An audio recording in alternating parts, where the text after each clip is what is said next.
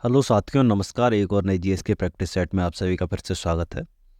और जो लोग पहली बार आए उन्हें बता दें, 35 नंबर का ये प्रैक्टिस सेट होने वाला है, यानी 35वां प्रैक्टिस सेट है ये। आप यदि आप एसएससी के एमटीएस जीडी वगैरह किसी भी एग्ज़ाम की तैयारी कर रहे हैं तो आप इसे ले सकते हैं। दिल्ली पुलिस, यूपी पुलिस, किसी के लिए भी आप इसे अटेंड कर सकते हैं। चलिए टाइम वेस्ट न करते हुए क्लास को स्टार्ट कर लेते हैं। और इस क्लास में हम टॉप 20 क्वेश्चंस की बात करते हैं। और थोड़े दिनों में हम दोस्तों स्टैटिक जीके के लिए भी अलग से एक प्रैक्टिस सेट लाने वाले हैं, तो तैयार रहिएगा उसके लिए भी। और जो कि आपकी परीक्षा की दृष्टि से काफ़ी महत्वपूर्ण होंगे प्रश्न, हम टॉप मोस्ट इंपॉर्टेंट क्वेश्चन ही लेकर आएंगे उसमें। चलिए पहले प्रश्न की बात कर लेते हैं। भारतीय संविधान के निम्नलिखित में से किस अनुच्छेद में भारत के राष्ट्रपति पर महाभियोग की प्रक्रिया का उल्लेख मिलता है? तो बात कर रहे हैं हम अनुच्छेद 61 की, यानी 61 अनुच्छेद की बात कर रहे हैं हम।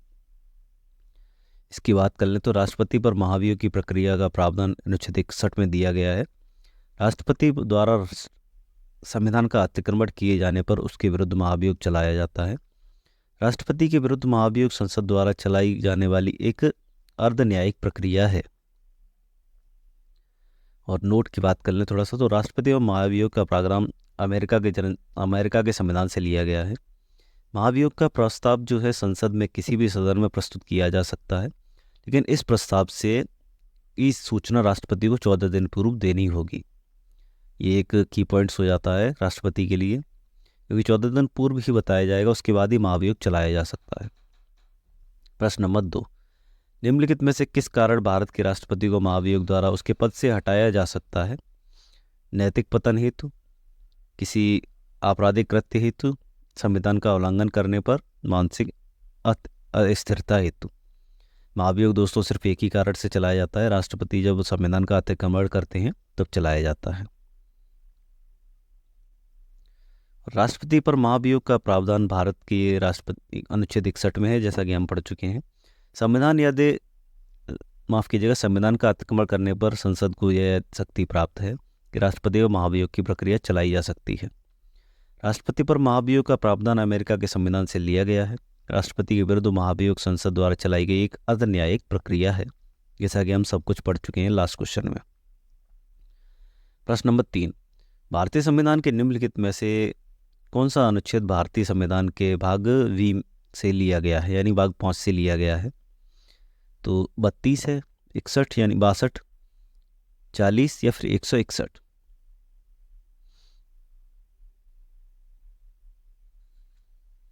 भाग 5 में दोस्तों आपको बताया है मैंने पहले भी कि कौन से अनुच्छेद आते हैं।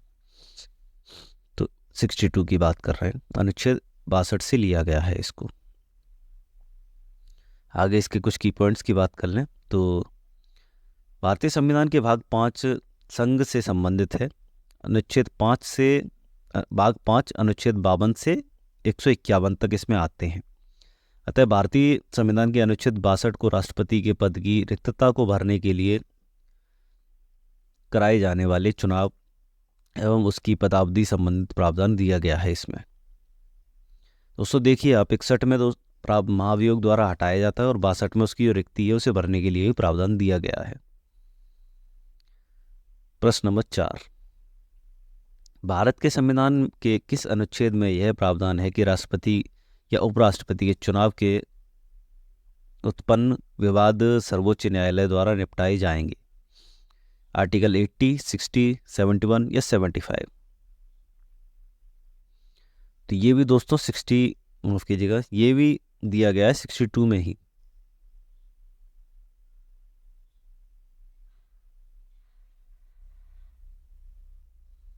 नहीं, माफ कीजिएगा, 62 तो इसमें है ही नहीं, 71 में दिया गया है। अनुच्छेद 71 में दिया गया है ये, जो उनके बीच में विवाद होता है उसे निपटारा करने के लिए सर्वोच्च न्यायालय द्वारा न्याय किया जाता है, उच्चतम न्यायालय द्वारा। भारतीय संविधान के अनुच्छेद 71 के तहत बात कर लें तो राष्ट्रपति और उपराष्ट्रपति संबंधी विवादों का निपटारा उच्चतम न्यायालय कराएगा, जिसका निर्णय अंतिम होगा। अनुच्छेद 80 की बात कर लें, 80 की, तो राज्यसभा की संरचना की बात की गई है। आर्टिकल 60 की बात करें तो राष्ट्रपति द्वारा शपथ या प्रतिज्ञान दिया गया है। और अनुच्छेद 65 की बात कर लें तो संविधान के पद में आकस्मिक रिक्ति के दौरान या उसकी अनुपस्थिति में उपराष्ट्रपति का राष्ट्रपति के रूप में कार्य करना।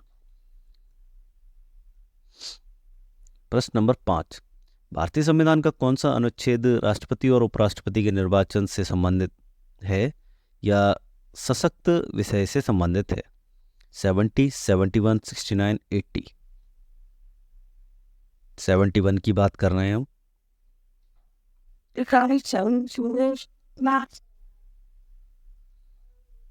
भारतीय संविधान का अनुच्छेद 71 राष्ट्रपति और उपराष्ट्रपति के निर्वाचन से संबंधित से उत्पन्न या सशक्त सभी शंकाओं का विवाद और जांच उत्पन्न न्यायालय द्वारा किया जाएगा, उसका निर्णय अंतिम होगा। आर्टिकल 69 की बात कर लें तो उपराष्ट्रपति द्वारा शपथ या प्रतिज्ञान का शपथ का प्रारूप होता है। आर्टिकल 70 की बात कर लें तो आकस्मिकताओं में राष्ट्रपति के कार्यों का निर्वहन से संबंधित है।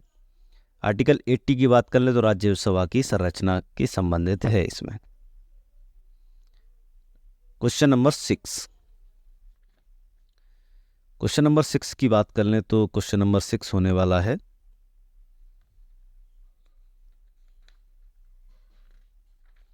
माफ कीजिएगा, क्वेश्चन नंबर 6 है, अरबी मूल ग्रंथ जो है किताबुल हिंद किसके द्वारा लिखी गई है?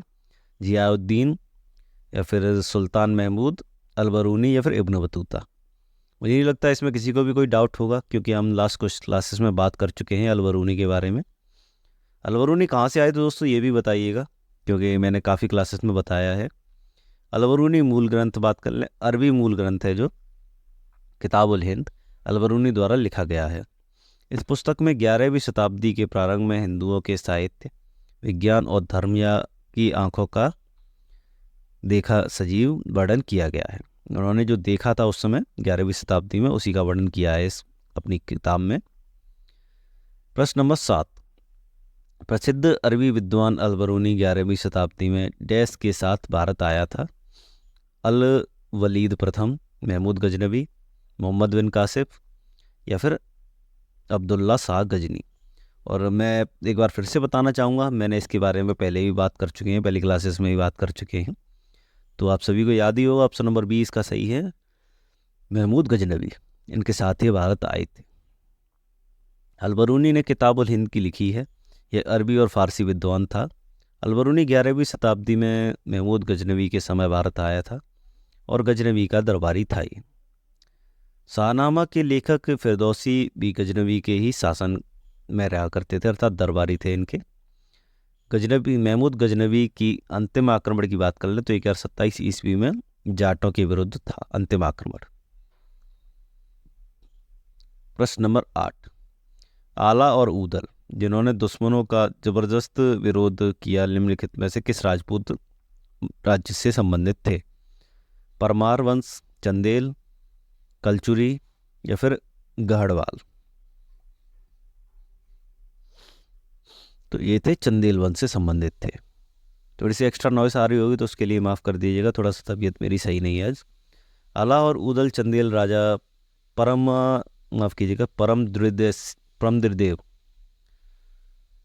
परमद्रिदेव के प्रसिद्ध सेनापति थे। राजा परमद्रिदेव चंदेल वंश का शक्तिशाली शासक था और इसे परमल के नाम से भी जाना जाता है। उम्मीद करते हैं आपको ये पता चल गया होगा। प्रश्न नंबर 9,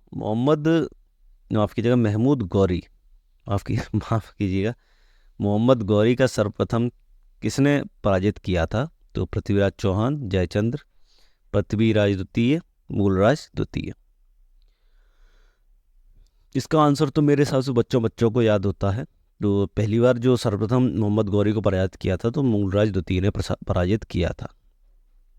आइए इनकी बात कर लेते हैं थोड़ा डिटेल में, कब कैसे कब पराजित किया था।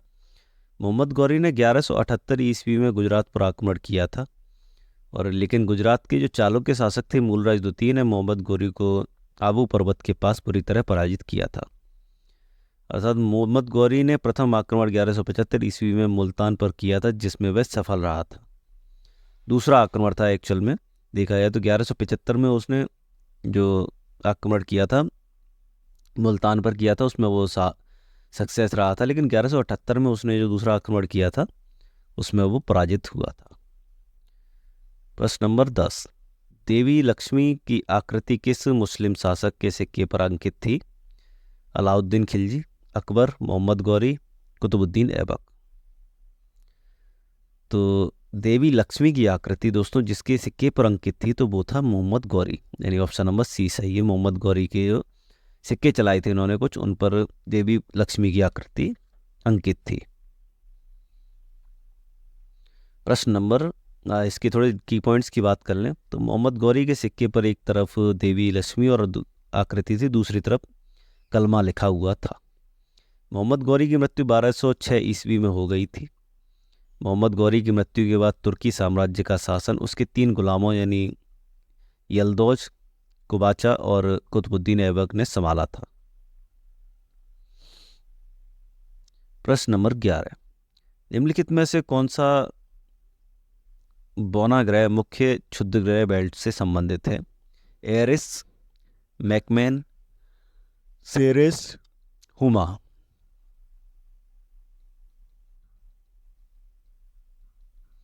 तो इसका सही जो उत्तर है, जैसा कि प्रश्न में बताया गया है, कौन सा ग्रह, माफ कीजिएगा, कौन सा बौना ग्रह मुख्य क्षुद्र ग्रह बेल्ट से संबंधित है, तो उससे सेरेस की बात हो रही है। ये इसका सही उत्तर है। आइए इसके कुछ की पॉइंट्स की बात कर लें। बौना ग्रह सेरेस मुख्य क्षुद्र ग्रह बेल्ट से संबंधित है। इस ग्रह को सबसे पहले यूसेप पियाजी द्वारा वर्ष 1801 ईस्वी में खोजा गया था।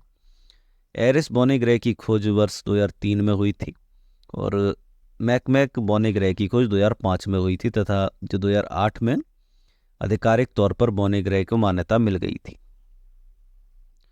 वर्तमान में प्लूटो को भी बौना ग्रह माना जाता है। इसकी खोज 1930 ईस्वी में हो गई थी। अर्थात आपको पता चल गया होगा बौना ग्रह से संबंधित बौने ग्रह क्या होते हैं। प्रश्न नंबर 12, डैश विकिरण पट्टियां पृथ्वी के चारों ओर चुंबकीय रूप से फंसे अत्यधिक ऊर्जावान आवेशित कणों के विशाल रूप हैं? वैन एलन, आरोरा है, कूपर या फिर चिनूक। इसका सही उत्तर देखा जाए तो इसका सही उत्तर होने वाला है वैन एलन यानी ऑप्शन नंबर ए इसका सही उत्तर है। आगे बढ़ते हैं, आगे देखते हैं। वैन एलन विकिरण पट्टियां रेडिएशन बेल्ट पृथ्वी के चारों ओर आवेशित एवं ऊर्जावान कणों का एक विशाल समूह होती है। इन रेडिएशन बेल्ट यानी विकिरण पट्टियों के मुख्य घटकों का निर्माण सौर पवनों और कॉस्मिक विकिरणों से होता है। सामान्यतः पृथ्वी के दक्षिणी और उत्तरी ध्रुवों के आकाश में लाल और नीले रंग के मिश्रण से उत्पन्न प्रकाश को आरोरा या ध्रुवीय ज्योति कहते हैं। चिनूक एक स्थानीय गर्म पवनें हैं जो उत्तरी अमेरिका में बहती हैं। प्रश्न नंबर 13, समुद्र की सतह पर लवणता का क्या होता है? इसके सीधे आंसर की बात कर लें, ऑप्शन थोड़े बड़े बड़े हैं इसके, तो क्या होता है? इसका ऑप्शन नंबर सी एकदम सही उत्तर है। बर्फ का वाष्पीकरण के रूप में जल की हानि से बढ़ जाती है। बर्फ या वाष्पीकरण के रूप में जल की हानि से बढ़ जाती है लवणता। जल की लवणता तापमान और घनत्व परस्पर आपस में जुड़े हुए हैं, इसलिए तापमान या घनत्व में परिवर्तन संबंधित जल क्षेत्र की लवणता को प्रभावित करता है। वाष्पीकरण के चलते सागरीय लवणता में वृद्धि होती है। सागरीय जल के जमने अथवा हिम या बर्फ के परिवर्तन होने में से भी लवणता बढ़ती है। बर्फ या नदियों के जल में सागरीय हिम के पिघलने पर लवणता की कमी आती है। जल की लवणता पवनों द्वारा एक क्षेत्र से दूसरे क्षेत्र में जल के स्थानांतरण के कारण भी परिवर्तित होती है। समुद्र की जल की औसत लवणता 35 ग्राम प्रति 1000 ग्राम होती है। उम्मीद करते हैं आपको 4 से 5 प्रश्न इसमें भी मिल गए होंगे। प्रश्न नंबर 14, समुद्र के सबसे उथले हिस्से की पहचान करें। तो महाद्वीपीय शेल्फ, महाद्वीपीय ढलान, गहरे समुद्र के मैदान या गर्त। सबसे उथले हिस्से की बात करनी है तो सबसे उथला हिस्सा होता है ऑप्शन नंबर ए महाद्वीपीय शेल्फ। इसकी हमने पहले ही बात की है। महाद्वीपीय शेल्फ क्या होता है? तो वो होता है दोस्तों जिस जगह द्वीप समाप्त होता है और ये काफ़ी किलोमीटर्स तक फैला होता है। ये ज़्यादा गहरा नहीं होता है, इसमें टहला भी जा सकता है, लेकिन ये काफ़ी कम गहरा होता है एक्चुअल में देखा जाए तो। गर्त तो आप समझिएगा गड्ढा होता है। और महाद्वीपीय शेल्फ समुद्र का सबसे उथला भाग होता है जिसका औसत ढाल 1 डिग्री या उससे कम होता है। जैसा कि मैंने बताया, इस पर आराम से टहला भी जा सकता है, कई किलोमीटर तक फैला होता है ये। महाद्वीपीय ढलान वह स्थान होता है जो महाद्वीपीय शेल्फ और महाद्वीपीय उत्थान के बीच होता है और इसका ढाल अत्यंत तीव्र होता है, अर्थात ये एकदम ढलान होती है इसमें, जो कि थोड़ी सी दूरी में काफ़ी ज़्यादा गहरा हो जाता है। महाभारत के नितल पर विस्तृत मैदानी भागों का गहरा सागरीय मैदान कहते हैं। विश्व का सबसे गहरा गर्त मैरियाना गर्त है जो कि प्रशांत महासागर में स्थित है। प्रश्न नंबर 15, मेडागास्कर की बात कर रहे हैं। मेडागास्कर डैश महासागर में स्थित है? प्रशांत, आर्कटिक, हिंद, अटलांटिक। मेडागास्कर दोस्तों जो स्थित है, किस में स्थित है आप सभी को वैसे तो पता ही होगा, और यदि नहीं पता है तो हम बैठे हैं इसलिए थोड़ा सा मेडागास्कर के बारे में जानते हैं। मेडागास्कर हिंद महासागर में स्थित है। आइए इसके बारे में थोड़े की पॉइंट्स जानते हैं थोड़े से। मेडागास्कर हिंद महासागर में स्थित एक देश है और हिंद महासागर विश्व का तीसरा सबसे बड़ा महासागर है। दोस्तों देखते हैं महासागर और इनकी विशेषताओं के बारे में देखते हैं। प्रशांत महासागर की बात करें तो रिंग ऑफ फायर प्रशांत महासागर में स्थित है। और अटलांटिक महासागर की बात करें तो विश्व का दूसरा सबसे बड़ा महासागर है। हिंद महासागर पूर्व में ऑस्ट्रेलिया, पश्चिम में अफ्रीका और उत्तर में एशिया से घिरा हुआ है। अटलांटिक महासागर की बात करें तो विश्व का सबसे छोटा महासागर है ये इनकी कुछ विशेषताएं थी सभी महासागरों की। और 4 महासागर ही होते हैं जैसा कि हमने बता दिया है आपको चारों के बारे में। अब आते हैं प्रश्न नंबर 16 पर। और प्रश्न नंबर 16 है, निम्नलिखित में से किस अवधारणा का तात्पर्य यह है कि सतत विकास और प्रगति की धारणाओं के प्रति समग्र दृष्टिकोण अपनाना चाहिए और भलाई के गौर आर्थिक पहलुओं को समान महत्व देना चाहिए। सकल राष्ट्रीय खुशहाली, शुद्ध राष्ट्रीय उत्पाद, सकल राष्ट्रीय उत्पाद या फिर घरेलू राष्ट्रीय उत्पाद। आपके सकल घरेलू उत्पाद। इसका जो आंसर है ऑप्शन नंबर ए सही होगा। सकल राष्ट्रीय खुशहाली जो है इसके तहत इसे देखा जाता है। सकल राष्ट्रीय खुशहाली और अवधारणा का तात्पर्य है सतत विकास और प्रगति की धारणाओं के प्रति समग्र दृष्टिकोण अपनाना और खुशी के गैर आर्थिक पहलुओं का समान महत्व देना। ये इसका मेन मोटिव होता है। प्रश्न नंबर 17, भारतीय अर्थव्यवस्था का तृतीयक भारतीय अर्थव्यवस्था का तृतीयक क्षेत्र से संबंधित है।